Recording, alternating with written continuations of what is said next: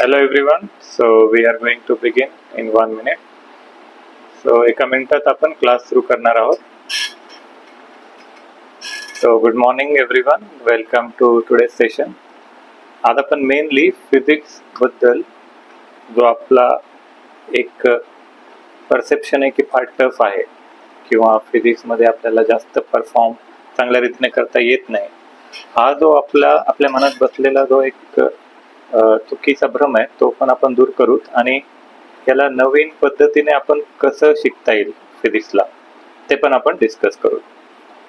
तर सगळ्यात महत्त्वाची गोष्ट जी आहे फिजिक्समध्ये ती आहे इमॅजिनेशन. आपल्याला सगळ्यात पहिली गोष्ट जी फोकस करायची आहे ती आहे इमॅजिनेशन पॉवर. आपलं चांगलं असलं पाहिजे. आपल्याला फिजिक्स म्हणजे काय आणि फिजिक्सला आपण प्रॅक्टिकली कुठे यूज करतो ते माहीत असलं पाहिजे, तरच आपल्याला इंटरेस्ट क्रिएट होईल. तर नेमकं फिजिक्स म्हणजे काय आणि आपण फिजिक्स कुठे यूज करतो? आपल्या डेली लाईफमध्ये आपण फिजिक्स यूज करतो. तर आपण 2 टॉपिक आज कव्हर करणार आहोत. याच्यात पहिला टॉपिक जो आहे तो आहे इलेक्ट्रिक करंट. करंटमध्ये आपण चार्जेसवर फोकस करू आणि त्याला आपण कनेक्ट करू इलेक्ट्रोस्टॅटिक सोबत. आणि हे करताना आपण त्याला 3D मध्ये कसं इमॅजिन करायचं आणि त्याचे ॲप्लिकेशन्स काय आहेत ते पण डिस्कस करणार आहोत. So we hope today's session will be interactive. So before everything we will discuss about the charges. सगळ्यांना आवाज येतो माझा? Can anyone respond? Yes, right. तर मला एक प्रश्न विचारायचा आहे तुम्हाला.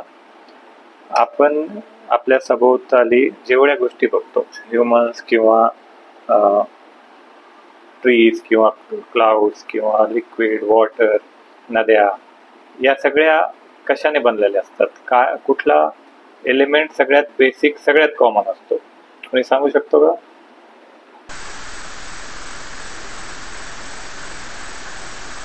गॅसेस, लिक्विड आणि काय असतात? गॅसेस, लिक्विड आणि गॅसेस, लिक्विड आणि काय असतात? सॉलिड्स असतात, राईट?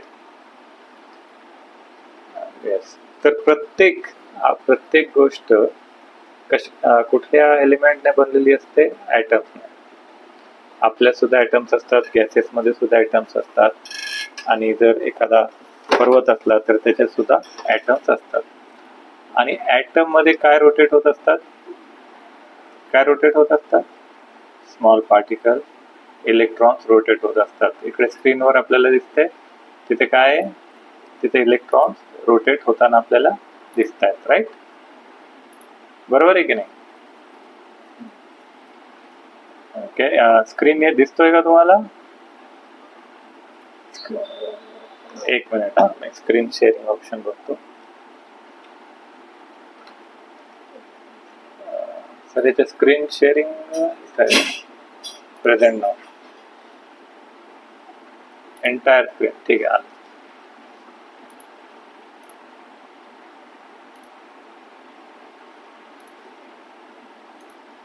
आता दिसतंय का तुम्हाला? राईट. तर आपण प्रत्येक जण बेसिकली ॲटम्स पासून बनलेलो आहोत आणि ॲटम्सच्या सभोवताली काय रोटेट होत असतात? Electron. Everyone agree? Yes. Okay. आता मला हे सांगा, फिजिक्समध्ये कुठले एलिमेंट्स आपण स्टडी करतो, कुठले पदार्थ स्टडी करतो अपार्ट फ्रॉम सॉलिड, लिक्विड आणि गॅसेस? त्याच्यात आपण 3 टाईपचे मटेरियल स्टडी करतो.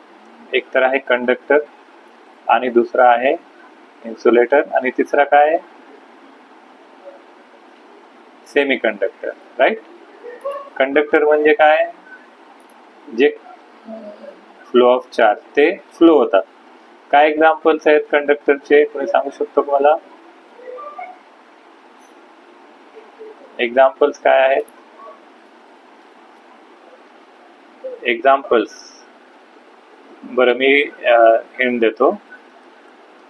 What about metals? Metals conductors आहेत का इन्सुलेटर्स आहेत? मेटल्स काय आहेत? कॉपर, स्टील, हे सगळे काय आहेत? हे सगळे कंडक्टर. कंडक्टर म्हणजे काय? Flow of charge. With charge? Positive charge और निगेटिव्ह चार्ज? पॉझिटिव्ह चार्ज और निगेटिव्ह चार्ज? नाही, निगेटिव्ह चार्ज. इलेक्ट्रॉन्सवर कुठला चार्ज असतो? इथे इलेक्ट्रॉन्स आहेत, ॲटमच्या न्यूक्लियस सभोवताली निगेटिव्ह चार्ज असतो. इलेक्ट्रॉनला कुठला चार्ज असतो? Negative charge particle. तर electron is the most important part. Current flow होतोय म्हणजे काय फ्लो होत असतं? इलेक्ट्रॉन्स फ्लो असतात, राईट. तर इलेक्ट्रॉन जेव्हा फ्लो होतात तेव्हा आपण म्हणतो की तो काय आहे? कंडक्टर आहे. इलेक्ट्रॉन फ्लो असतात तेव्हा त्याला आपण काय म्हणतो? कंडक्टर आहे. आणि जर पॉझिटिव्ह चार्ज असेल, दोन टाईपचे चार्जेस असतात, पॉझिटिव्ह आणि निगेटिव्ह. त्याच्यात रिलेशन काय असतो? पॉझिटिव्ह चार्ज आणि पॉझिटिव्ह चार्ज जर असले तर ते काय करतात? एकमेकांना रिपेल करतात. निगेटिव्ह चार्ज आणि निगेटिव्ह चार्ज काय करतात? रिपल्शनच करतात. आणि जर अपोजिट चार्ज येत असले तर ते काय करतात? अट्रॅक्शन करतात. आता इलेक्ट्रॉन पासून इलेक्ट्रोस्टॅटिक हा कन्सेप्ट आलेला आहे. इलेक्ट्रॉन पासून कुठला कन्सेप्ट आलेला आहे? इलेक्ट्रोस्टॅटिक. इलेक्ट्रोस्टॅटिक मुलांना फार अवघड वाटतो, पण हा फार सिंपल टॉपिक आहे. इलेक्ट्रोस्टॅटिकला जर आपण डिटेलमध्ये डिस्कस केलं तर इलेक्ट्रोस्टॅटिक चा लॉंग फॉर्म काय असेल? इलेक्ट्रोस्टॅटिक टॉपिक आहे सगळ्यांना? तर हा दोन शब्द मिळून तयार झालेला वर्ड आहे. पहिला काय आहे? इलेक्ट्रो. इलेक्ट्रो म्हणजे काय? It is related to electric field. Electro म्हणजे काय? Related to electric field. आणि स्टॅटिक म्हणजे काय? दोन कंडिशन असतात, स्टॅटिक आणि डायनामिक. जर आपण मूव्ह करत नसलो आणि आपण एकाच ठिकाणी असलो तर त्याला काय म्हणतो आपण? Static, right. त्याला स्टॅटिक म्हणजे जो मूव्ह होत नाही. तर सगळ्यात आधी आपण काय बघितलंय? आपला युनिवर्स आहे, ठीक आहे. युनिवर्स मध्ये जेवढे प्लॅनेट्स आहेत त्याच्यात अर्थ आहे, आणि अर्थ मध्ये सगळे लिक्विड, सॉलिड आणि गॅसेस आहेत. ते सगळे कशामुळे बनलेले आहेत? ॲटम्समुळे. आणि ॲटम्स मध्ये न्यूक्लियसच्या आसपास कोण रोटेट होतात? इलेक्ट्रॉन्स. आणि इलेक्ट्रॉन मुळे आपल्याला काय मिळतं? Electric field. इलेक्ट्रॉनमुळे आपल्याला काय मिळतं? Electric field. तर इलेक्ट्रिक फील्ड म्हणजे काय? इलेक्ट्रिक म्हणजे ज्याच्यात इलेक्ट्रिक चार्ज असतो, आणि फील्ड म्हणजे काय? फील्डला एक सिंपल डेफिनेशन आहे. फील्ड मीन्स, आता आपण म्हणतो की मला पुढे जाऊन या फील्डमध्ये जायचंय किंवा त्या फील्डमध्ये जायचंय. फील्ड म्हणजे एक particular place where number of forces are working together for a given task. तर इलेक्ट्रिक फील्ड म्हणजे जिकडे इलेक्ट्रिक फोर्सेस अप्लाय झालेले असतात. तर याला आपण अजून इलेक्ट्रिक फील्डला अजून डिटेलमध्ये डिस्कस करू. मी दुसरी फाईल ओपन करतो, त्याच्यात आपण इलेक्ट्रिक फील्डला आता आपण 3D मध्ये डिस्कस करून इलेक्ट्रोस्टॅटिक्सवर फोकस करू. तर की पॉइंट्स आपल्याला काय डिस्कस करायचे आज? पहिला की पॉइंट आपला आहे इलेक्ट्रोस्टॅटिक. तर याच्यात आपण फंडामेंटल कन्सेप्टमध्ये पहिले electrostatic, electric charge, types of charges, Coulomb's law, electric field intensity and potential discuss करणार आहोत, ठीक आहे. तर आपण याला आता 3D मध्ये कसं इमॅजिन करायचं आणि याचा इम्पॉर्टन्स काय आहे त्याच्याबद्दल आपण डिस्कस करू.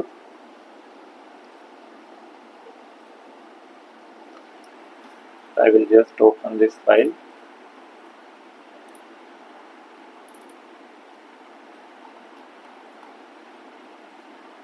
ओके. जेव्हा आपले इलेक्ट्रॉन्स फ्लो होत असतात तेव्हा काय फ्लो होतो? तेव्हा करंट फ्लो होतो, राईट. बरोबर आहे की नाही? Someone yes. ओके. आणि करंट नॉर्मली कुठल्या पदार्थापासून फ्लो होतो? मेटल्स. Yes or no? आपल्याला फिजिक्स मध्ये 3 टाइप ऑफ मीडियम स्टडी करायचे. पहिला कुठला मीडियम आहे? पहिला मीडियम आहे कंडक्टर. ठीक आहे. कंडक्टर म्हणजे काय? जो फ्लो होतो. कंडक्टर म्हणजे काय? कंडक्टर काय करतो? फ्लो होतो. ओके. मला सांगा, ह्यूमन्स काय आहेत? कंडक्टर्स आहेत का इन्सुलेटर्स आहेत? What about conductors? कंडक्टर्स काय आहेत? आपण ह्यूमन्स आहोत, राईट? आपण कंडक्टर आहोत का इन्सुलेटर आहोत? इन्सुलेटर म्हणजे काय? करंट डज नॉट फ्लो, म्हणजे त्याच्यात करंट फ्लो होत नाही. आपण करंट फ्लो करतो की नाही? येस. शॉक लागतो की नाही आपल्याला? जर ओपन वायर असेल आणि आपण जर त्याला टच केलं तर काय होईल? आपल्याला करंट लागेल. बरोबर आहे की नाही? म्हणजे ह्यूमन्स काय आहेत? ह्यूमन्स इन्सुलेटर्स नाही आहेत. Humans also conductor. इन्सुलेटर्स काय आहेत? Plastic, right? हा, रबर, ग्लास, हे सगळे काय आहेत? इन्सुलेटर आहेत. इन्सुलेटर म्हणजे काय? ज्याच्यात करंट फ्लो होत नाही. तर जेव्हा करंट असतो त्याला, करंटला आपण कसं डिनोट करतो? I represents current. बरोबर आहे की नाही? आणि नॉर्मली करंट कधी आपल्याला मिळतो? जेव्हा आपण व्होल्टेज अप्लाय करतो. घरी आपल्याला इलेक्ट्रिसिटी येते, राईट? तर इलेक्ट्रिसिटी जी येते तिथे काहीतरी व्होल्टेज, आपल्याला व्होल्टेज डिफरन्स आलेला असतो आणि त्याच्यात करंट फ्लो होतो. ओके. तर इन्सुलेटर आणि कंडक्टर क्लिअर आहे सगळ्यांना? आणि करंट मध्ये 2 टाईप असतील, करंट आणि व्होल्टेज मध्ये. कुठले 2 टाईप असतात? एक असतो एसी करंट आणि दुसरा काय असतो? DC current. आता ह्या डायग्राम मध्ये कुठला आहे करंट? एसी आहे का डीसी आहे? नाही, हा आहे डीसी करंट. डायग्राम मध्ये कुठला दिसतोय? DC current. काय म्हणजे डिफरन्स तुम्हाला सांगतो. डिफरन्स काय आहे? डीसीचा लॉंग फॉर्म काय आहे? Direct current. डायरेक्ट म्हणजे याची व्हॅल्यू चेंज होत नाही. आता हा जो ग्राफ आहे इथे काय आहे? एक एक्स ऍक्सिस आहे आणि एक वाय ऍक्सिस आहे. आणि ही जी येलो लाईन आहे ही काय आहे? इट इज रिप्रेझेंटिंग व्होल्टेज और करंट. तर इथे काय? सरळ लाईन आहे. इथे वर खाली काही होते का व्हॅल्यू? काहीच होत नाही. तर याला आपण काय म्हणणार? याला आपण म्हणणार डायरेक्ट करंट. याला काय म्हणणार? Direct current. दुसऱ्या टाईपचा करंट कुठला आहे? Alternating current. अल्टरनेटिंग करंट म्हणजे काय? अल्टरनेटिंगचा अर्थ काय? अल्टरनेटिंग म्हणजे जो चेंज होत असतो. Alternating, changing with respect to time. इथे कुठला सिग्नल आहे? या सिग्नलला एक नाव आहे. काय म्हणतात या सिग्नलला? Sinusoidal signal. याला काय म्हणतात? कुठला सिग्नल म्हणतात याला? Sinusoidal signal. इथे value of current changes with respect to time. Are you getting this? फरक कळाला का एसी करंट आणि डीसी करंट मध्ये?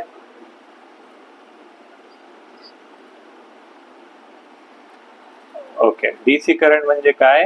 Direct current. डीसीचा लॉंग फॉर्म काय आहे? Direct current. डायरेक्ट म्हणजे इथे व्हॅल्यूज कुठेही वर खाली होत नाही. हा डायरेक्ट एकदा सुरू झाला तर शेवटपर्यंत एकच व्हॅल्यू असते. करंट आणि व्होल्टेज याला एक युनिट असतो. करंटचा युनिट काय आहे? मी ऑप्शन देतो. एम्पियर काय युनिट आहे? समजा 5 एम्पियर आहे. ही इथे व्हॅल्यू काय आहे? 5 एम्पियर आहे. तर या संपूर्ण लाईनवर किती एम्पियर आहे? 5 एम्पियर आहे. चेंज होते का व्हॅल्यू? चेंज होत नाही. तर याला काय म्हणतो आपण? Direct current. म्हणजे व्हॅल्यू कुठेही चेंज होत नाही. कुठल्याही पॉइंट वर बघितलं तरी काय असणार व्हॅल्यू याची? किती एम्पियर असणार? 5 एम्पियर. तर याला त्याच्यामुळे काय म्हणतो आपण? Direct current. आणि चेंजिंग अल्टरनेटिंग करंट म्हणजे काय? चेंजिंग करंट, इथं व्हॅल्यू काय सुरुवातीला या पॉइंटला व्हॅल्यू काय 0 एम्पियर, बरोबर आहे की नाही. मग इथे खाली निगेटिव्ह व्हॅल्यू होते आणि परत इथून वर करंटची व्हॅल्यू चेंज होते. समजा इथे आपल्याला 5 एम्पियर आहे ते मॅक्झिमम व्हॅल्यू, पण प्रत्येक पॉइंटला करंटची व्हॅल्यू वेगळी आहे. इथे इथे 0.1 असेल, 0.2, इथे 1 वोल्ट, 1 एम्पियर, 1.2 एम्पियर, असं जात जात इथं पीक वर काय व्हॅल्यू आहे याची, करंटची व्हॅल्यू किती होणार इथे 5 एम्पियर. परत इथून काय होते व्हॅल्यू, कमी होते की जास्त होते या स्लोपवर, या स्लोपवर व्हॅल्यू काय होते, कमी होते की जास्त.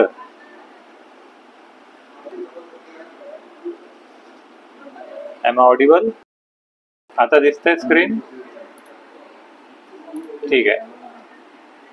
अल्टरनेटिंग करंट म्हणजे काय, करंट तो चेंज होतो, ठीक आहे. Everyone understand. येस, अल्टरनेटिंग म्हणजे चेंजिंग करंट, व्हॅल्यू वर खाली होत आहे. डायरेक्ट करंट म्हणजे काय, सेम व्हॅल्यू असणार आहे. ऑब्जेक्टिव्ह टाइप क्वेश्चन मध्ये येऊ शकतो की डायरेक्ट करंट मध्ये व्हॅल्यूज कमी जास्त होतात की होत नाहीत, राईट. हा करंटचा कन्सेप्ट क्लिअर झाला तुम्हाला. पुढे जायचं आता, राईट. आता आपण काय करू, आता आपण एक आपला जो बेसिक इमॅजिनेशन आहे याच्या पुढे आपल्याला लागणार आहे तो डिस्कस करू. सगळ्यांनी समजून घ्यायचं आहे आणि सगळ्यांनी सेम एक्झाम्पल कन्सिडर करायचं. तर आपण कंबाईन करणार आहोत इलेक्ट्रोस्टॅटिक आणि मॅग्नेटोस्टॅटिक. आपल्याला इलेक्ट्रिक फील्ड आणि मॅग्नेटिक फील्ड हे दोन्ही याच्यात फिजिक्स मध्ये कव्हर झालेले आहेत. तर याच्यासाठी सिंपल एक्झाम्पल आपण जो डेली लाईफ मध्ये यूज करतो तो काय आहे, मोबाईलचा सिग्नल. आपण सगळेजण मोबाईल फोन यूज करतो, आपल्या सगळ्यांना मोबाईल फोन आवडतो, राईट. मोबाईल फोनवर सिग्नल जास्त असलेला तुम्हाला आवडेल की कमी असलेला आवडेल, जास्त असलेला आवडेल. तिथे आपल्याला कसं कळतं सिग्नल जास्त आहे की कमी आहे. Everyone, this is very important concept. Mobile फोनवर सिग्नल जास्त आहे की कमी आहे कसं कळतं, तिथे आपल्याला बार्स असतात, बरोबर. येस, अशा लाईन्स असतात ना, एक मोठी, त्याच्यानंतर त्याच्याहून लहान, त्याच्यानंतर त्याच्याहून लहान, त्याच्यानंतर त्याच्याहून लहान. आणि सिग्नल असला तर काय, या सगळ्या लाईनी कशा दिसतात, व्हाईट दिसतात, बरोबर आहे. येस, तर आपण म्हणतो सिग्नल कमी आहे, राईट, किंवा आपण म्हणतो सिग्नल चांगला आहे. तर हा सिग्नल म्हणजे काय असतो, हा signal is nothing but electromagnetic wave. हा सिग्नल कुठला असतो, कुठला असतो हा सिग्नल, इलेक्ट्रोमॅग्नेटिक वेव्ह. तर हा जो इलेक्ट्रोमॅग्नेटिक शब्द आहे हा दोन वर्ड्सचा कॉम्बिनेशन आहे. First word is electro, first word is electro. Electro means related to electric field, electro means related to electric field. आणि इलेक्ट्रिक फील्ड आपल्याला कुठून मिळणार आहे, इलेक्ट्रॉन मुळे मिळणार आहे. आणि इलेक्ट्रॉन कुठे असतात, ऍटम्सच्या सभोवताली ते रोटेट होत असतात. Are you getting this? Yes, okay. इलेक्ट्रोमॅग्नेटिकचा इलेक्ट्रो आपल्याला कळालेला आहे. तर त्याच्यानंतर मॅग्नेटिक काय आहे, मॅग्नेटिक म्हणजे रिलेटेड टू कुठली फील्ड असेल, हे related to magnetic field, related to magnetic field. आणि मॅग्नेटिक फील्ड आपल्याला कुठून मिळणार आहे, मॅग्नेटिक फील्ड आता आपण डिस्कस केलेलं आहे. जेव्हा इलेक्ट्रॉन्स मूव्ह होतात तेव्हा काय फॉर्म होतो, जेव्हा इलेक्ट्रॉन्स आपण ई च्यावर असा मायनस दाखवलं तर हा सिंबल आहे इलेक्ट्रॉनचा. इलेक्ट्रॉन मूव्ह होत आहेत म्हणजे काय होतंय, काय फ्लो होतोय, करंट फ्लो होतोय. व्हेरी नाईस, करंट फ्लो होतोय. याला आपण वेगवेगळ्या शब्दात कसं सांगू शकतो, जर आपण म्हणलं की current is nothing but flow of charges, current is nothing but flow of charges, correct आहे, बरोबर आहे. ओके, यालाच आपण दुसऱ्या पद्धतीने कसं म्हणू शकतो, current is flow of negatively charge particles. आपण याला अजून काय म्हणू शकतो, current is nothing but flow of negatively charge particles. तर म्हणजे करंटला आपण असं म्हणू शकतो की करंट फ्लो होतोय, किंवा आपण म्हणू शकतो की चार्जेस फ्लो होतोय, किंवा आपण काय म्हणू शकतो की निगेटिव्हली चार्ज पार्टिकल्स फ्लो होत आहेत. आणि जेव्हा हा करंट फ्लो होतो हा बाय डिफॉल्ट मॅग्नेटिक फील्ड तयार करतो. करंट जेव्हा फ्लो होतो तो काय तयार करतो, मॅग्नेटिक फील्ड. म्हणजे जिथे करंट असेल तिथे काय असणार आहे, मॅग्नेटिक फील्ड असणार आहे. So this is like made for each other. Electric field and magnetic field they exist together. आणि त्याला कंबाईन केल्यावर कुठला सिग्नल म्हणतो आपण, इलेक्ट्रोमॅग्नेटिक वेव्ह सिग्नल. ठीक आहे. तर म्हणजे जर सिग्नल कमी असला तर कुठल्या व्हॅल्यूज कमी असणार आहेत, इलेक्ट्रिक फील्ड आणि मॅग्नेटिक फील्डच्या व्हॅल्यूज कमी असणार आहेत. बरोबर आहे की नाही,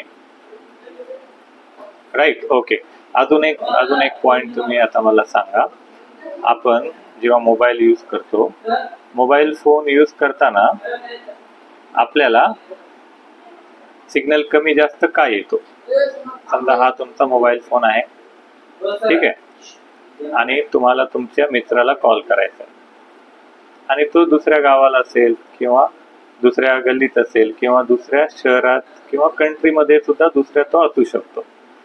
तर आपल्याला काय असतात, शहरामध्ये काय लावलेले असतात, मोबाईल टॉवर्स लावलेले असतात. बघितले सगळ्यांनी मोबाईल टॉवर्स बघितलेत, राईट. तर मोबाईल टॉवरच्या जर तुम्ही दूर असाल तर सिग्नल कमी होणार की जास्त होणार, कमी होणार. आणि जर तुम्ही मोबाईल टॉवरच्या जवळ असाल तर सिग्नल काय होणार, जास्त होणार, राईट. सो हा फार इम्पॉर्टंट पॉइंट आहे. या इम्पॉर्टंट पॉइंटचा अर्थ काय आहे, आपला जो सिग्नल आहे, आपला जो मोबाईलचा सिग्नल आहे, जो की इलेक्ट्रोस्टॅटिक आणि मॅग्नेटोस्टॅटिक स्टडी केल्यानंतर आपल्याला कळेल, तो कशावर डिपेंड आहे, डिस्टन्सवर. तो कशावर डिपेंड आहे, डिस्टन्सवर. आणि हा जो डिस्टन्स आहे कसा डिपेंड आहे, तो इनव्हर्सली प्रोपोर्शनल आहे. कसा डिपेंड आहे, जर आपण डिस्टन्सला म्हणलो आर तर हा इनव्हर्सली डिपेंडंट आहे. म्हणजे काय, जर डिस्टन्स कमी झाला तर आपला सिग्नल काय होणार, सिग्नल वाढणार की कमी होणार, सिग्नल, डिस्टन्स कमी झाला तर सिग्नल कसा कमी होणार, टॉवरच्या जवळ जाताय तुम्ही म्हणजे सिग्नल वाढणार ना, राईट. मोबाईल टॉवर म्हणजे काय आहे, हा आपला सोर्स आहे. याला काय म्हणणार आपण, आपला सोर्स आहे. सोर्स पासून जर आपण जवळ गेलो तर आपला सिग्नल वाढणार. म्हणजे डिस्टन्स कमी झाला तर सिग्नल जास्त होणार, आणि डिस्टन्स वाढला तर काय होईल, सिग्नल कमी होणार. Very simple logic, right. हाच बेसिस आहे कुलोम्ब्स लॉचा. हा कुणाचा बेसिस आहे, कुलोम्ब्स लॉचा. कुलोम्ब्स लॉ हा काय आहे, हा कुलोम्बने दिलेला एक लॉ आहे, जो की डिपेंड आहे न्यूटन्स लॉ वर. न्यूटन्स लॉ नाव. आता मी कुलोम्ब्स लॉ डिस्कस करतो आणि हा एक्झाम्पल त्याला कसा सूट होतो तो तुम्हाला एक्सप्लेन करतो. त्याच्यासाठी आपण हा एक रिलेशन बघू. एक मिनिट हा सर, जरा ते माहिती कमी करा. किती ते बाहेर किती गडबड करायला, कॉलेज आहे का काय.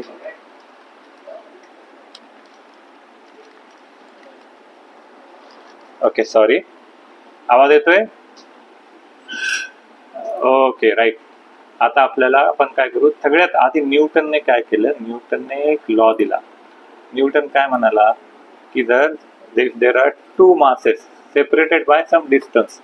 मास म्हणजे काय, एक वेट असेल, समजा दोन दोन वस्तू ठेवलेल्या आहेत, याला काहीतरी किलोग्राम वेट आहे, याला आपण म्हणू मास 1, आणि दुसरा एक वजन आपण ठेवलेला त्याला म्हणू आपण मास 2, आणि त्यांच्यामध्ये काय असणार आहे, काहीतरी डिस्टन्स असणार आहे, त्याला आपण म्हणू r. ठीक आहे. तर या दोघांमध्ये काय फोर्स असेल तो न्यूटनने दिला. तो न्यूटन काय म्हणाला, फोर्स न्यूटन लॉ प्रमाणे is proportional to the product of masses. Product of masses म्हणजे हा समजा 10 kg आहे आणि हा 10 kg आहे, तर दोघांमध्ये किती अट्रॅक्शन असेल, 10 kg into 10 kg. Are you getting this? दोघांमध्ये किती अट्रॅक्शन असेल, 10 kg इंटू 10 kg.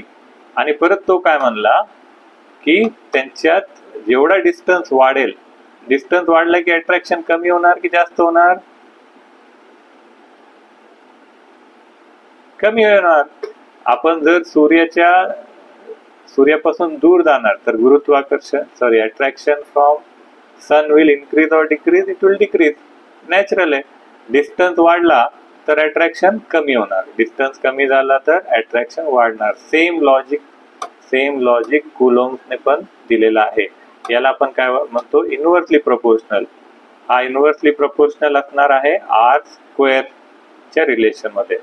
म्हणजे जर डिस्टन्स वाढला r² च्या रिलेशनने तर फोर्स काय होणार, कमी होणार. आर यू गेटिंग दिस? तर मास काय असतो, मास असतो रिलेटेड टू सम ऑब्जेक्ट. पण आपल्याकडे काय आहेत, आपल्याकडे इलेक्ट्रॉन्स आहेत किंवा प्रोटॉन्स आहेत. तर त्यांना काय म्हणतो आपण, इलेक्ट्रॉन काय आहे, चार्ज आहे. इलेक्ट्रॉन काय आहे, चार्ज आहे. चार्जला आपण कुठल्या अल्फाबेटने रिप्रेझेंट करतो, ऑप्शन देऊ का तुम्हाला, PQRST. चार्ज कशाने रिप्रेझेंट करतो आपण, Q, राईट, Q. समजा आता आपले 2 मोबाईल फोन आहेत, त्याला आपण कन्सिडर करू, आपला पहिला मोबाईल आहे Q1. मोबाईल आपला कशावर चालतो, बॅटरी नसली तर मोबाईल फोन चालणार आहे का, बॅटरी नसली तर मोबाईल फोन चालणार नाही. तुम्ही जेव्हा बॅटरी लावणार म्हणजे तुम्ही व्होल्टेज अप्लाय करताय, तर त्याच्यानंतर त्याच्यात चार्जेस फ्लो होतील, आणि चार्जेस फ्लो झाले तरच मोबाईल फोन चालेल, बरोबर आहे की नाही. तर पूर्ण मोबाईल फोन आपण कन्सिडर करू एक Q1 म्हणून. समजा तो एक सिंगल चार्ज आपण सॅम्पल कन्सिडर करू. तर Q1 समजा आपला एक पहिला मोबाईल फोन आहे, ठीक आहे. आणि Q2 काय आहे, आपला दुसरा मोबाईल फोन, आपल्या मित्राचा मोबाईल फोन असेल हा. तर Q1 वर केवढा चार्ज आहे, चार्ज Q1 चार्जचा युनिट काय आहे, 2 ऑप्शन देतो, एक आहे कुलोम्ब्स आणि दुसरा आहे न्यूटन्स. काय असेल करेक्ट आन्सर, चार्ज. हा बरोबर आहे, कुलोम्ब्स लॉ आहे, त्याच्या नावावरच याचं युनिट ठरवलेलं आहे कुलोम्ब. म्हणजे Q1 वर काहीतरी कुलोम्ब चार्ज असेल, म्हणजे हा जो तुमचा मोबाईल फोन असेल त्याच्यात काहीतरी चार्ज असेल, त्याला आपण म्हणू Q1. आणि तुम्ही ज्याला कॉल करत आहात, नातेवाईकाला किंवा मित्राला, त्याच्यावर काहीतरी दुसरा चार्ज असेल, त्याला आपण म्हणू Q2. ठीक आहे. तर दोन्ही फोन मध्ये कनेक्शन करताना किती फोर्स असणार आहे, तो डायरेक्टली प्रोपोर्शनल असेल प्रोडक्ट ऑफ चार्जेस. तो कशावर डिपेंड करेल, प्रोडक्ट ऑफ चार्जेस, म्हणजे Q1 इंटू Q2. Q1 तुमच्या मोबाईलचा चार्ज वाढला किंवा तुमच्या मित्राच्या मोबाईलचा चार्ज वाढला, म्हणजे टोटल सिग्नल वाढेल. किंवा का वाढेल, कारण फोर्स वाढतोय, अट्रॅक्शन वाढतोय 2 सिग्नल मध्ये, आणि तो इन्व्हर्सली प्रोपोर्शनल असेल कुणाच्या, R² च्या. इन्व्हर्सली प्रोपोर्शनल असेल कुणाच्या, R². R काय आहे, distance between the 2 sources, 2 mobiles और 2 चार्जेस. जर R² डिस्टन्स वाढला तर फोर्स काय होणार आहे, कमी होणार. म्हणजे सिग्नल आपला वाढेल की कमी होईल, सिग्नल आपला वाढेल की कमी होणार, सिग्नल आपला सिग्नल कमी होईल, डिस्टन्स वाढला तर सिग्नल कमी होईल, राईट. कुलोम्ब लॉ कळाला का सगळ्यांना? ओके. आता इथं आपण प्रोपोर्शनल यूज करतोय साइन, तर आपल्याला काय करावं लागेल, त्याला प्रोपोर्शनल कॉन्स्टंट ऍड करावं लागेल. इथे तुम्ही आता बघा या डायग्राम मध्ये समजा इथे दोन चार्जेस आहेत, अपोजिट चार्जेस असले तर ते अट्रॅक्ट होतात, ठीक आहे, आणि डिसिमिलर असले तर. So this is Coulomb's law, repulsion. आता कुलोम्ब्स लॉ ला आपण अजून या डायग्राम वरून बघू. तर सेम हा काय, Newton's law, mass 1 mass 2 are separated by distance R. Similarly Coulomb काय म्हणला, Q1 आणि Q2 दोन चार्जेस आहेत, separated by distance R. Clear आहे सगळ्यांना? ओके. तो फोर्स, पहिला स्टेटमेंट काय आहे त्याचा, force is directly proportional to the product of charges. Clear आहे? आणि force is inversely proportional to the square distance between them. आता याला आपल्याला 3D मध्ये इमॅजिन करायचं आहे. तर आपल्याला एक्झाम्पल काय येतात की there are two charges Q1 and Q2 present in space separated by 1 metre distance. Charge Q1 is so and so coulomb, charge Q2 is so and so coulomb. तर तेव्हा आपण काय करतो, त्याला आपण कॅल्क्युलेट करतो.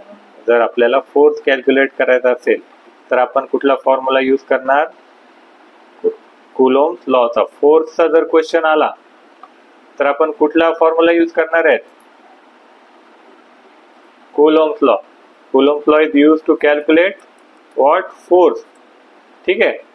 समजा हा Q1 आहे आणि हा काय आहे Q2, आणि ते आपल्याला प्रश्नामध्ये काय असणार, समजा तो 1 metre separated from each other.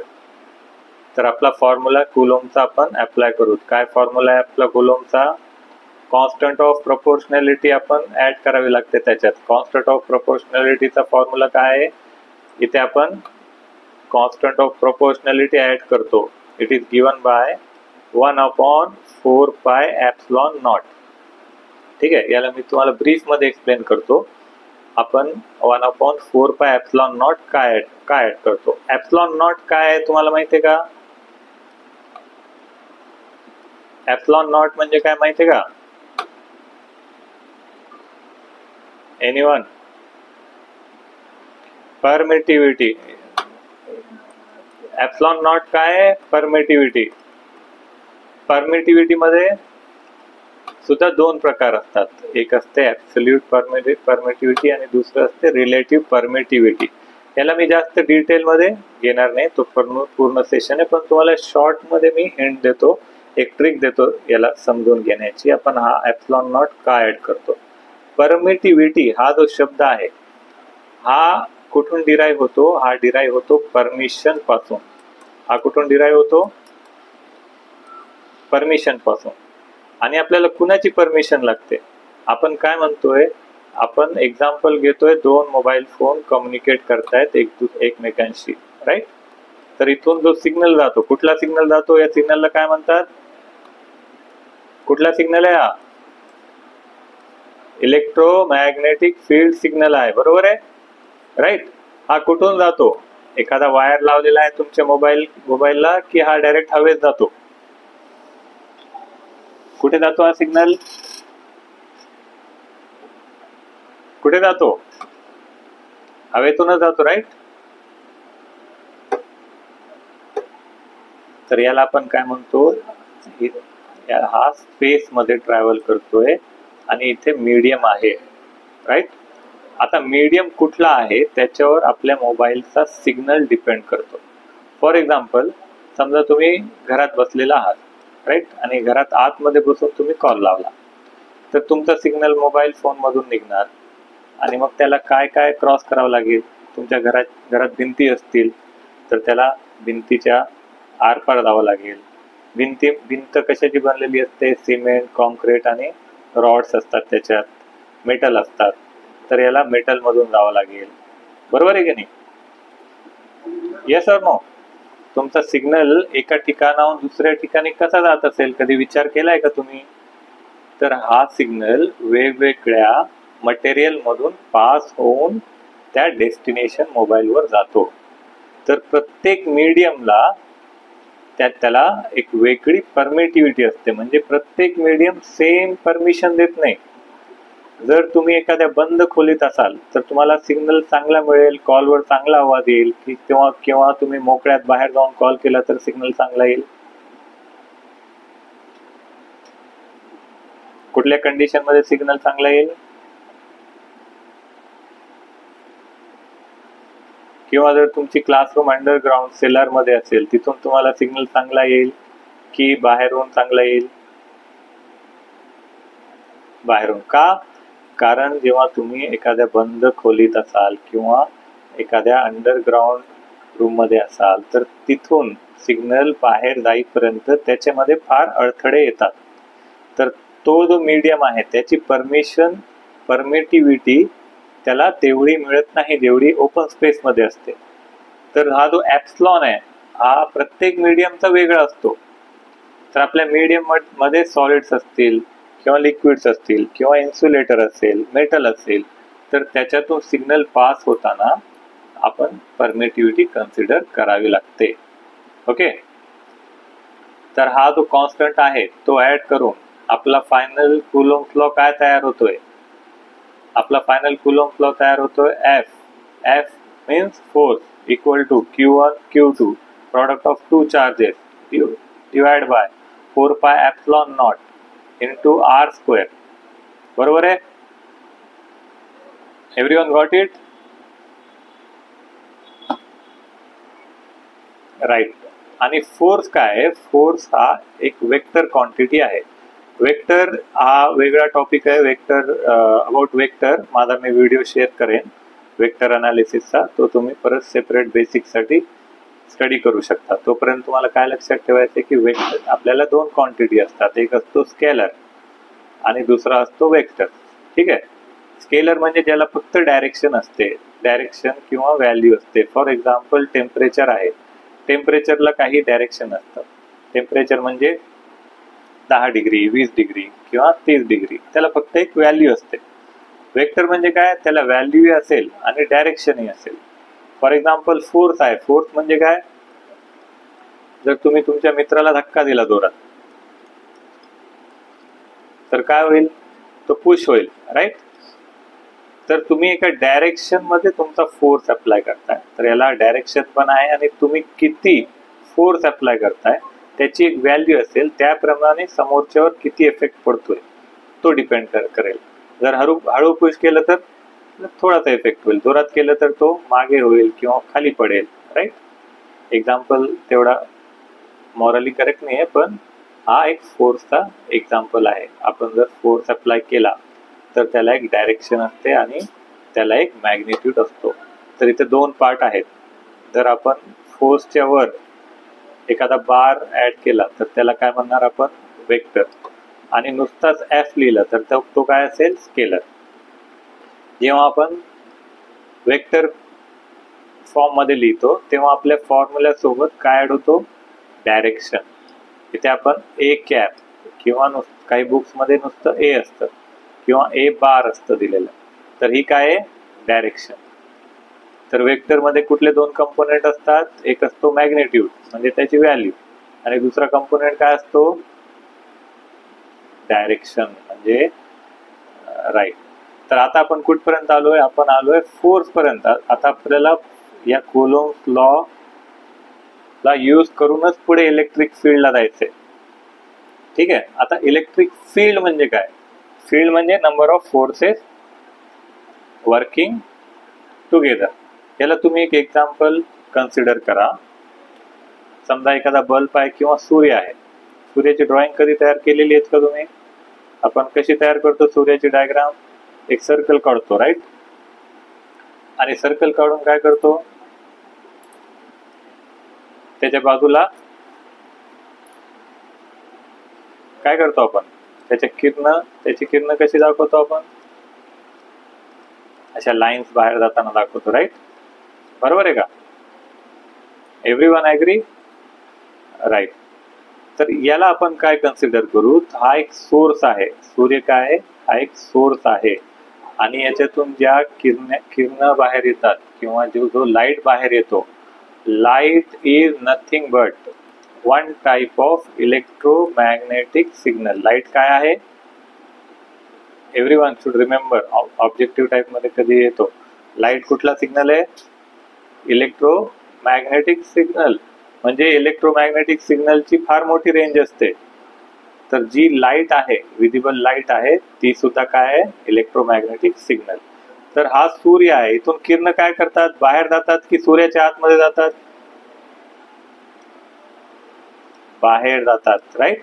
त्यामुळेच आपल्याला काय येतो? प्रकाश येतो. So this is resemblance to the positive charge. हा कुणाला सूट करतो? हा जो प्रॉपर्टी आहे पॉझिटिव्ह चार्जला सूट करतो. म्हणजे पॉझिटिव्ह चार्ज पासून बाहेर ज्या लाईनी जातात त्याला आपण काय म्हणतो? Electric field lines, right. याला काय म्हणतो आपण? Electric field line. पॉझिटिव्ह मध्ये बाहेर जातात, तर निगेटिव्ह मध्ये कुठे जात असतील? आतमध्ये. इथे काय करतात? म्हणजे निगेटिव्ह चार्ज काय करतो? इलेक्ट्रिक फील्ड लाईन्सला अट्रॅक्ट करतो. बरोबर आहे का नाही? आता मला सांगा, opposite charges attract each other. आपल्याला एवढं माहिती आहे का? बरोबर आहे, सगळ्यांना माहित आहे. आपल्याला सगळ्यांना माहिती आहे की opposite charges attract each other. पण ते काय अट्रॅक्ट करतात त्याचा आपण विचार करत नाही. तर त्याचं रिझन हेच आहे. आता या डायग्राम मध्ये जर तुम्ही बघितलं तर इथे काय आहे? एक पॉझिटिव्ह चार्ज आहे. पॉझिटिव्ह चार्ज मधून फोर्थ लाईन बाहेर जातात. बरोबर आहे? Yes or no? या बाहेर जातात. आणि निगेटिव्ह चार्जला काय होतात? आतमध्ये येणारे सिग्नल लागतात. तर या कनेक्ट होतात. पॉझिटिव्ह चार्ज मधून जो सिग्नल बाहेर जातो, जो फोर्स बाहेर जातो, तो कुणाशी अटॅच होतो? निगेटिव्ह चार्जशी. त्याच्यामुळे ते काय करतात? अट्रॅक्ट करतात. त्यामुळे ते काय करतात? अट्रॅक्ट करतात. त्याच्यामुळे आपण काय म्हणतो? Opposite charges attract. आणि जर सिमिलर असले तर काय होतो? क्यू मधून कुठे जात आहे सिग्नल? बाहेर. का? रिपल्शन. पॉझिटिव्ह चार्ज मधून सुद्धा क्यू सिग्नल बाहेर जातोय, इथून सुद्धा सिग्नल बाहेर जातोय. तर याला तुम्ही महाभारतात तुम्ही बघितलं असेल, एका ठिकाणाहून समजा एरो आला, ओके, बाण आला, आणि दुसरीकडून पण बाण आला आणि त्यांची टक्कर झाली तर काय होईल? कोलॅप्स होतील, कोलिजन होईल, राईट. पण आता याच्यामुळे काय होणार आहे? या दोन कोलिजन मुळे ते जवळ येण्याचा काही चान्स होणार आहे का? यांचा कोलिजन होईल आणि ते परत दूर जातील एकमेकापासून, right. Are you getting the logic? दोन्ही चार्जेस काय करतायत? बाहेर सिग्नल टाकतायत. तर त्याच्यामुळे दोन्ही सिग्नल काही अटॅचच होत नाही, ते एकमेकांना दूर ढकलत आहेत. तर त्याच्यामुळे सिमिलर चार्जेस काय करतात? रिपेल करतात. आर यू गेटिंग दिस? सगळ्यांना कळालं पॉझिटिव्ह आणि निगेटिव्ह चार्जेस बद्दल? पॉझिटिव्ह चार्ज मध्ये याला आपण काय म्हणतो? आता आपण फोर्स वरून इलेक्ट्रिक फील्ड मध्ये जातोय. पॉझिटिव्ह चार्ज पासून इलेक्ट्रिक फील्ड लाईन बाहेर जातात की आत जातात? बाहेर जातात. Everyone should remember, positive charge पासून इलेक्ट्रिक फील्ड लाईन, याला काय म्हणणार आपण? कुठल्या लाईन्स आहेत या? इलेक्ट्रिक फील्ड लाईन्स आहेत, राईट. हा या बाहेर जात आहेत. आणि निगेटिव्ह चार्जला काय होतात? इलेक्ट्रिक फील्ड लाईन्स आत जातात. Everyone should remember this. Okay, very nice. तर आता आपण इलेक्ट्रिक फील्ड पर्यंत आलो. तर याला आपण काय करणार? इलेक्ट्रिक फील्ड इंटेन्सिटीला कनेक्ट करणार. इलेक्ट्रिक फील्ड सगळ्यांना कळाली कुठून येते? बरोबर आहे एव्हरीवन? आपण सुरुवात केली युनिवर्स पासून, राईट. प्लॅनेट आहे, पर्वत आहेत, नद्या आहेत, माणसं आहेत. हे सगळे कशाने बनलेले आहेत? ॲटम्सने. आणि ॲटम्सच्या सभोवताली काय रोटेट होतात? इलेक्ट्रॉन्स. आणि इलेक्ट्रॉन काय? निगेटिव्हली चार्ज आहे. जेव्हा इलेक्ट्रॉन फ्लो होतो तेव्हा करंट येतो, राईट. आता अजून एक इम्पॉर्टंट पॉइंट तुम्हाला मी एक्सप्लेन करतो. आपण दोन एक्झाम्पल कन्सिडर करू. एक आहे समजा कॉपर आणि एक आहे लाकडाची काठी. ओके, एक आहे लाकूड आणि एक आहे कॉपर. तर इलेक्ट्रॉन्स कुठल्या मटेरियल पासून फ्लो होणार आहेत? कॉपर मध्ये का या वूड मध्ये? कॉपर मध्ये. सगळ्यांना माहित आहे, राईट. इलेक्ट्रॉन कुठून भेटतात आपल्याला? ऍटम्स मधून, राईट? बरोबर आहे. Everyone agree? येस, इलेक्ट्रॉन्स आपल्याला ऍटम्स मधून येतात. तर ही जी काठी आहे लाकडाची, याच्यात ऍटम्स नाही आहेत का? आपण काय म्हणतोय? प्रत्येक एलिमेंट, तुम्ही, मी, everything is made up of what? Atoms. बरोबर आहे की नाही? तर मग वूड मध्ये ऍटम्स नाही आहेत का? त्याच्या सभोवताली इलेक्ट्रॉन्स रोटेट होत नाहीत का? होतात. मग तो का आपल्याला करंट देत नाही? करंट काय आहे? फ्लो ऑफ इलेक्ट्रॉन आहे. बरोबर आहे की नाही? करंट काय आहे? फ्लो ऑफ इलेक्ट्रॉन आहे. मग त्याच्यात का करंट येत नाहीत? रबर मध्ये सुद्धा इलेक्ट्रॉन्स असतात. काय रिझन काय आहे?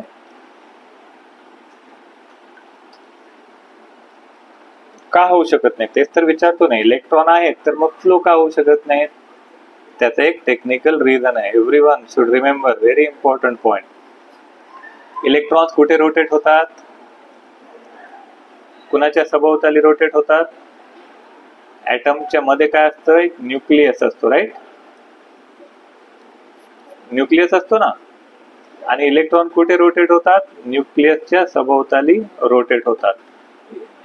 बरोबर आहे. याचं एक्झाम्पल काय आहे? जसं सन आहे, सनच्या चोही बाजूंनी वेगवेगळे प्लॅनेट रोटेट होतात. अर्थ सुद्धा रोटेट होतो की नाही? अर्थ का रोटेट होतो? सूर्याच्या सभोवताली का होत असेल? काय आहे दोघांमध्ये? का रोटेट होतो अर्थ? काहीतरी फोर्स ऑफ अट्रॅक्शन असेल, राईट? Yes or no? त्याच्यात काय? फोर्स ऑफ अट्रॅक्शन आहे, म्हणून तो रोटेट होतो. तर इलेक्ट्रॉन सुद्धा न्यूक्लियसच्या सभोवताली रोटेट होतात. तर का रोटेट होत असतील? त्यांच्यामध्ये काय असेल? फोर्स ऑफ अट्रॅक्शन असेल, राईट राईट राईट राईट. तर फोर्स ऑफ अट्रॅक्शन त्यांच्यामध्ये आहे म्हणून ते रोटेट होतात. पण जो कंडक्टर आहे, कंडक्टरच्या न्यूक्लियस मध्ये आणि इलेक्ट्रॉन मध्ये हा फोर्स ऑफ अट्रॅक्शन फार कमी असतो.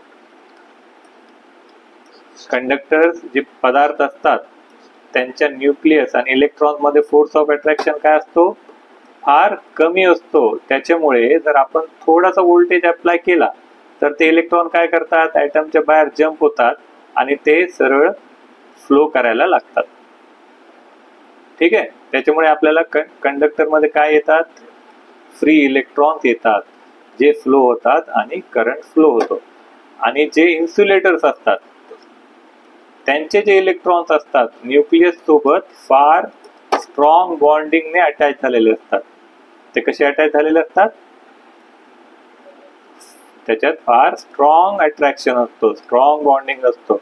तर त्याच्यामुळे जर आपण फोर्स किंवा व्होल्टेज जरी अप्लाय केला तरी हे जे इलेक्ट्रॉन्स आहेत, कुणाचे इलेक्ट्रॉन्स? इन्सुलेटरचे इलेक्ट्रॉन्स, ते बाहेर येत नाहीत.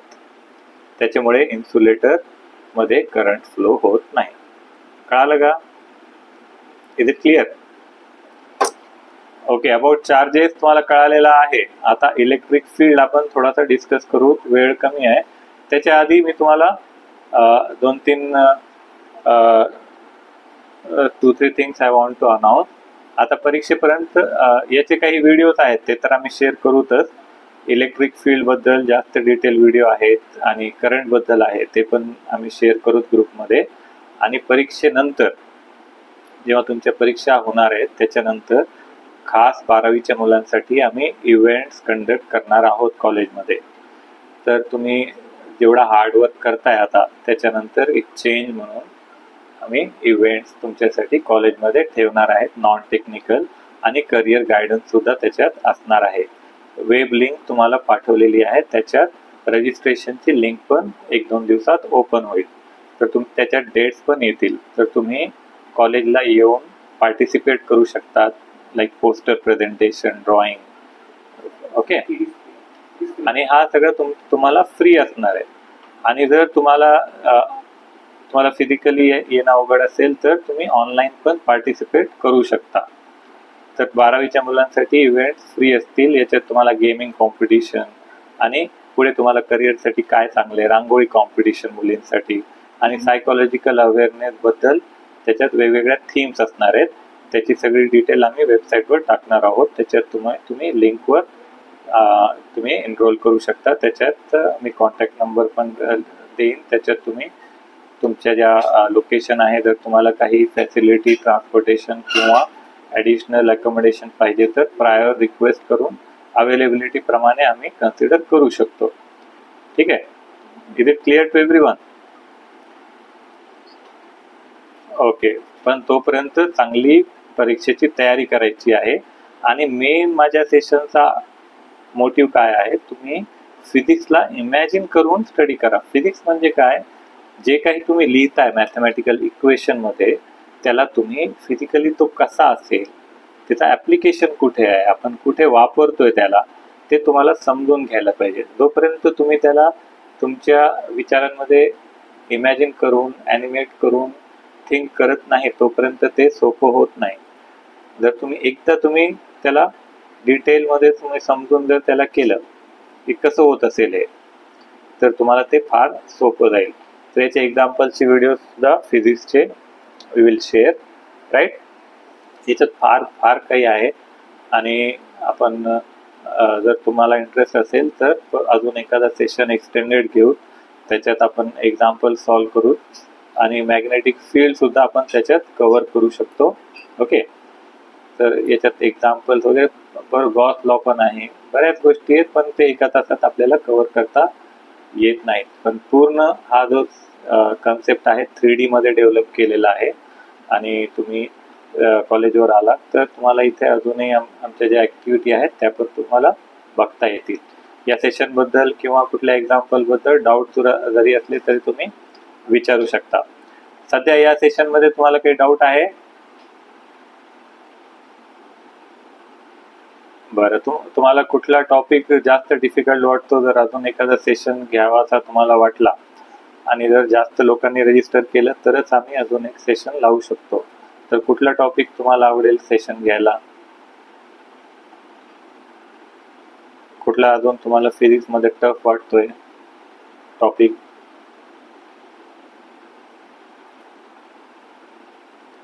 हॅलो हॅलो, आवाज येतोय?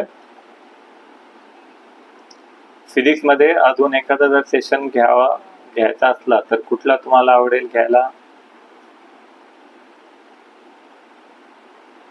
ठीक आहे. तर अजून काही या सेशनमध्ये डाऊट्स आहेत तुम्हाला? गॉस लॉ बद्दल थोडासा डिस्कस करायचं का, जेवढे 5 मिनिटं आहेत त्याच्यात? इव्हेंट बद्दल तुम्हाला अजून काही डाऊट्स आहेत का? इव्हेंट बद्दल सगळ्यांना कळालेलं आहे? ठीक आहे. आपण गॉस लॉ आपण शॉर्ट मध्ये डिस्कस करू.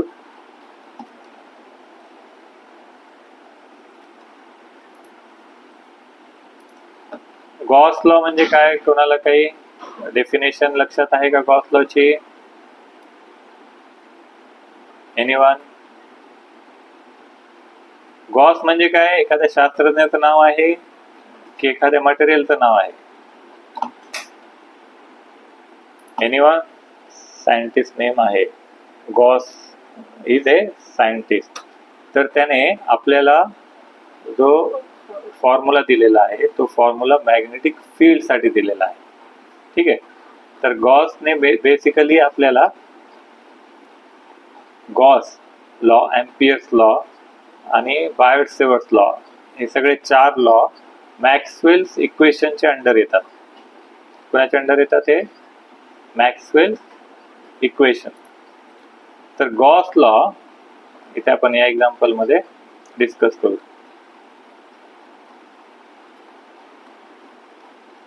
कॅपॅसिटर सगळ्यांना पोटेन्शियल सगळ्यांचा कव्हर झालेला आहे. हॅलो हॅलो, आवाज नाही क्लिअर. आता येतोय? Okay right. Gauss law simple statement काय आहे की एखाद्या जर मटेरियलच्या सभोवताली फ्लक्स, कोणाच तरी मोबाईल वरून येतो noise. Hello okay. Gauss law काय आहे? सिंपल स्टेटमेंट आहे गॉस लॉची.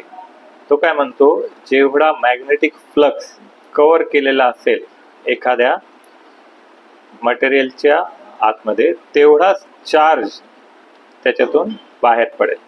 याचा एक एक्झाम्पल मी तुम्हाला देतो. यू कन्सिडर सपोज एखादा वॉटर फिल्ड बलून तुम्ही कन्सिडर करा. एखाद्या बलून मध्ये पाणी भरलेलं आहे, ठीक आहे. ओके, इमॅजिन काय करायचं तुम्हाला, एक वॉटर फिल्ड बलून आहे आणि त्याला जर पंक्चर केलं तर काय होईल? बाहेर येईल. कसं बाहेर येईल? तो आउटफ्लो लाईक एखाद्या ब्लास्ट सारखं पूर्ण पाणी बाहेर येईल. केवढं पाणी बाहेर येईल? जेवढं पाणी त्या बलून मध्ये होतं तेवढंच पाणी बाहेर येईल. आणि कसं येईल? तो एका पॉइंट पासून सगळीकडे बाहेर जसा जातो एखादा ब्लास्ट झाल्यानंतर, तसा तो बाहेर येईल. तर गॉस लॉ सुद्धा तसंच काहीतरी आहे. फ्लक्स डिनोट केलेला असतो. फ्लक्सचं नोटेशन काय आहे? How we denote flux? Say phi or psi, five or साय. तर गॉस लॉ काय म्हणतो, जेवढा फ्लक्स असेल psi, that is nothing but equal to total enclose charge Q. Gauss law काय म्हणतो, जेवढा फ्लक्स असेल तेवढाच चार्ज असेल. फ्लक्स म्हणजे काय? आउटफ्लो असतो आणि चार्ज म्हणजे इनक्लोज असतो. Charge is like A electrons enclose. So जेवढा चार्ज आतमध्ये असेल तेवढाच तो फ्लक्सच्या फॉर्म मध्ये बाहेर जाईल. फ्लक्स काय आहे? एक व्हर्च्युअल कन्सेप्ट आहे. त्याला मी तुम्हाला ही दुसरी डायग्राम वर एक्सप्लेन करतो. कॅपॅसिटर बद्दल सगळ्यांना माहिती आहे? Everyone know about capacitor? Capacitor माहिती आहे का सगळ्यांना? कॅपॅसिटर काय फंक्शन काय आहे कॅपॅसिटरचं? तो काय करतो? स्टोअर. कॅपॅसिटर काय स्टोअर करतो? चार्ज स्टोअर करतो, right? Yes or no? Right. तर कॅपॅसिटरचा डायग्राम कसं असतं, दोन plates separated by some distance, two plates separated by some distance. तर एक जो असतो, आपण कुठल्याही सर्किटला चालवायचं असेल तर आपल्याला बॅटरी लावावी लागते. That is nothing but voltage source. आणि बॅटरी जर तुम्ही जर बॅक कव्हर ओपन केला मोबाईलचा तर तुम्हाला दोन पॉइंट दिसतील. एका ठिकाणी प्लस लिहिलेलं असेल आणि एका ठिकाणी काय लिहिलेलं असेल? मायनस लिहिलेलं असेल. बरोबर आहे की नाही? तर आपला जो काही सिस्टम असेल इलेक्ट्रॉनिक्सचा, त्याच्यात एका ठिकाणी पॉझिटिव्ह असेल, एका ठिकाणी निगेटिव्ह असेल. तर पॉझिटिव्ह चार्ज कुठे क्रिएट होतो? पॉझिटिव्ह प्लेटवर. आणि निगेटिव्ह चार्ज कुठे क्रिएट होतो? निगेटिव्ह प्लेटवर. ठीक आहे. आणि या दोघांच्या मध्ये काय असतो? फ्री स्पेस असतो. किंवा याच्या दोघांमध्ये काय असतो? एक इन्सुलेटर असतो. पण कुठल्याही सर्किटला एक कंडिशन असते. सर्किट म्हणजे काय? सर्किट म्हणजे काय? ज्या सर्किट मधून करंट फ्लो होतो. बरोबर आहे? बरोबर आहे की नाही? हा, हॅलो, आवाज येतोय?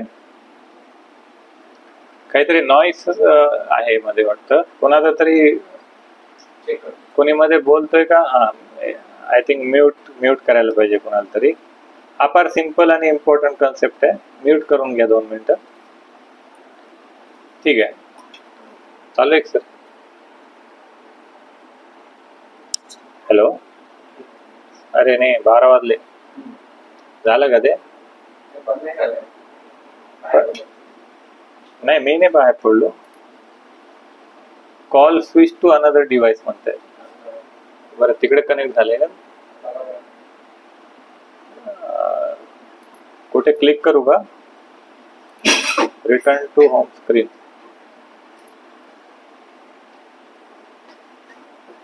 Join now. Hello hello. Right right. हा लव राईट लव आवाज येतो बरोबर. ठीक आहे. आता लवकर मी काय करतो, गॉस लॉ तुम्हाला कन्सेप्ट एकदा एक्सप्लेन करतो. कॅपॅसिटर सगळ्यांना माहित आहे. कॅपॅसिटर काय असतो, एक पॉझिटिव्ह प्लेट असते, एक निगेटिव्ह प्लेट असते आणि त्याच्या दोघींमध्ये इन्सुलेटर असतो. पण सर्किटची डेफिनेशन काय असते? सर्किटची डेफिनेशन असते की तिकडे क्लोज पाथ असला पाहिजे. जर वायर मध्ये कट झालेला असेल तर करंट फ्लो होतो का? जर आपण बल्ब लावलेला आहे किंवा फॅन लावलेला आहे आणि जर त्याचा वायर कट झालेला असेल मध्ये, तर फॅन चालेल का? नाही चालणार. का? कारण त्याच्यामध्ये कुठेही ब्रेक नसावा. सर्किटची कंडिशन काय आहे की तो एक क्लोज सर्किट असलं पाहिजे, त्याच्यात ब्रेक नसलं पाहिजे. आणि चार्जेस काय असतात? इलेक्ट्रॉन काय आहेत? त्यांना काहीतरी मास असतो, त्यांना काही फिजिकल मॅग्नेट्यूड व्हॅल्यू असते. ठीक आहे.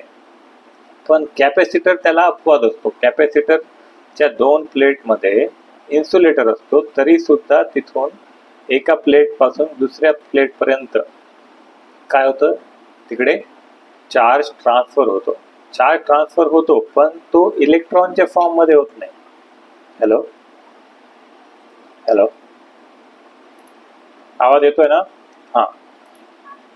एका प्लेट पासून दुसऱ्या प्लेट पर्यंत चार्ज ट्रान्सफर होतो. हा सर्किट वर्क करतो. कॅपॅसिटर चार्ज होतो. पण डायरेक्ट इलेक्ट्रॉन एका ठिकाणाहून दुसऱ्या ठिकाणी ते उडू शकत नाहीत. इलेक्ट्रॉन फक्त वायर मध्येच फ्लो होऊ शकतात.